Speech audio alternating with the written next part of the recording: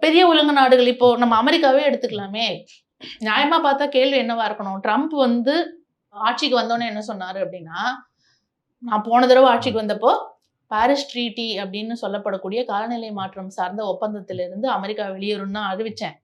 இந்த தடவ அதுக்கும் ஒரு படி மேல போயி, UNFCCC அப்படின்னு சொல்லப்படக்கூடிய காலநிலை சார்ந்த அந்த அமைப்பிலிருந்தே அமெரிக்கா வெளியேறும் அப்படின்னு அறிவிக்கிறாரு. அமெரிக்கா வெளியேறுச்சு அப்படின்னா, அமெரிக்கா சார்ந்து வரக்கூடிய அத்தனை நிதி உதவிகளும், அந்த காலநிலை மாநாட்டில் எடுக்கப்பட வேண்டிய முடிவுகள் எல்லாமே பாதிக்கப்படும். நியாயமா பார்த்தா நம்ம அத தான் கேள்வி கேட்கணும். ஆனா, உலகம் இப்ப எத கேள்வி கேட்கிற இடத்துல இருக்கு. ட்ரம்ப் ஏன் வந்து இந்த மாதிரியான போர் தொடுத்தல் வேலைகள்ல இருக்காரு. அதனால அத்தனை நாடுகளுமே பாதிக்கப்பட்டிருக்கு. நம்ம அதுக்கு போயிட்டோம். அப்போ இந்த மாதிரியான விஷயங்களை எப்படி டேக்கிள் பண்ண போறோம்? ஒரு பக்கம் போர கேள்வி கேட்டுக் கொண்டிருக்கிற அதே நேரத்துல, காலநிலை மாற்றம் நடக்கும்போது போர் தேவையா? அதெல்லாம் சரி, நீங்க ஏன் வந்து பாரிஸ் ஒப்பந்தத்திலேருந்து வெளியேறுனீங்க? அப்படின்னு கேள்வி கேட்கணும். அல்லது நாளைக்கு வெளியேறவே முடியாத ஒரு ஒப்பந்தத்தை குடுக்குற அளவுக்கு அதிகாரம் மிக்க ஒரு உலகளாவிய அமைப்பு உருவாகுமா? அப்படிங்கிற மாதிரியான கேள்விகள நம்ம கேட்க வேண்டியிருக்கு. அந்த இடத்த நோக்கி நம்ம நகரணும்னு நினைக்கிறேன். ஏன்னா, யாரோ ஒரு தனிநபர் நினைத்தா, ஒரு போரை தொடுத்து, அந்த போர் மூலமாக ஒரு நீரிணையை மூட வைத்து, ஹார்மோஸ் நீரிணை மூடிட்டாங்க. அதனால உலகம் முழுவதும் ஆற்றல் தட்டுப்பாடு அப்படிங்கிற ஒரு இடத்துக்கு கொண்டு வர வைக்க முடியுதுங்கிறப்போ, அதே ஒரு பவர், அதிகாரம் காலநிலை மாற்றத்த கட்டுப்படுத்துவதில ஏன் இல்ல?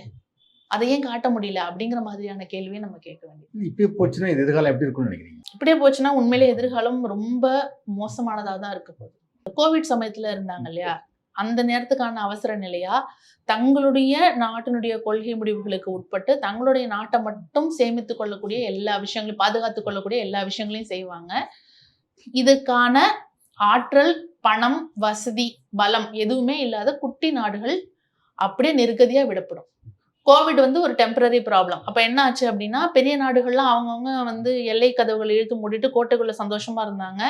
ஆ சின்ன நாடுகள் கஷ்டப்பட்டுச்சு. கொஞ்ச நாள் கழிச்சு பிரச்சனை சால்வ் ஆன அப்புறம் சின்ன நாடுகள் எப்படியோ தடுமாறி பழைய இடத்துக்கு வந்துருச்சு.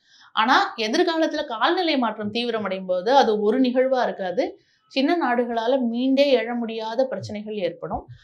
லட்சக்கணக்கான மக்கள் தங்களுடைய நாடு வாழ தகுதி இல்லாம போயிடுச்சு அப்படின்னு சொல்லி புலம்பெயர தொடங்குவாங்க. அப்படி காலநிலையினால புலம்பெயர வருபவர்களுக்கான உலகளாவிய சட்டங்கள் எதுவுமே நமக்கு இல்ல. அதனால எந்த நாடு வேணா எப்ப வேணுமானாலும் நீங்க வரக்கூடாது அப்படின்னு சொல்லலாம். அப்ப அந்த மக்களுடைய கதி என்னவாகும் அப்படிங்கிறதும் தெரியல.